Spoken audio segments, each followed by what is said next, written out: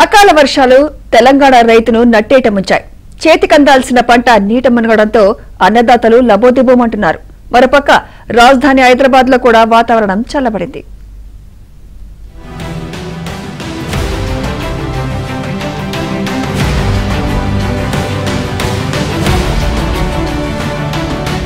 హైదరాబాద్ లోని పలు ప్రాంతాల్లో భారీ వర్షం కురిసింది. ఉదయం ఒక్కసారిగా వాతావరణం చల్లబడింది. ఫిల్మ్ నగర్, జూబ్లీ హిల్స్, ముషీరాబాద్, రామ్ నగర్, చిక్కడపల్లి, కవాడిగూడలో వర్షం పడింది.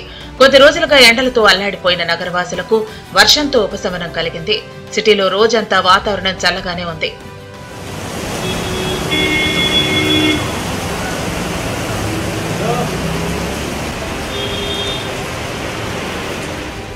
తెలంగాణలో అక్కడక్కడ ఓ మోస్తరు నుంచి భారీ వర్షాలు కురిశాయి. సంగారెడ్డి జిల్లా జహీరాబాద్ లో ఉరుములు, మెరుపులతో కూడిన వర్షం కురిసింది.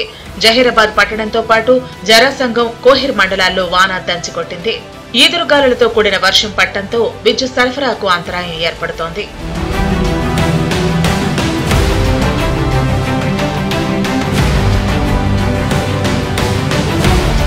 అకాల వర్షం అన్నదాతకు అపార నష్టం మిగిల్చింది.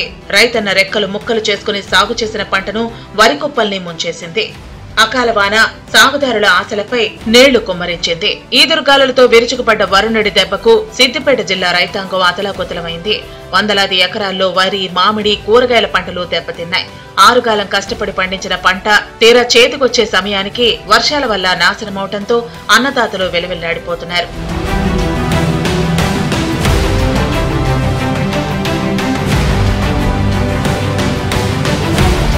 అనధికారిక లెక్కల ప్రకారం అన్ని పంటలు కలిపి 1,00,000 ఎకరాలకు పైగానే నష్టం వాటిల్లినట్లు తెలుస్తోంది. కోత దశలో ఉన్న వరి పంట, మామిడి తోటలు రాళ్లవానకు పూర్తిగా దెబ్బతిన్నాయి. ఇదిలా ఉంటే కొనుగోలు కేంద్రాలకు తెచ్చిన ధాన్యాన్ని రోజులు గడుస్తున్నా కాంటా పెట్టకపోవడంతో రైతులు ఆగమైపోతున్నారు. జిల్లాలో అకాల వర్షాలు పడుతుండటంతో ధాన్యం తడిసి ముద్దవుతోంది. ఇప్పటికే కోతలు పూర్తయి ధాన్యాన్ని ఆరబెట్టగా వర్షానికి పలు చోట్ల తడిసి ముద్దయింది. వడగండ్లతో జిల్లాలో 195 గ్రామాలు ఎఫెక్ట్ అయ్యాయి. కొనుగోలు కేంద్రాలకు తీసుకొచ్చిన ధాన్యం తడవటంతో అన్నదాతలు కన్నీరు మున్నీరవుతున్నారు. వెంటనే ధాన్యం కొనుగోలు చేపట్టాలని రైతులు డిమాండ్ చేస్తున్నారు.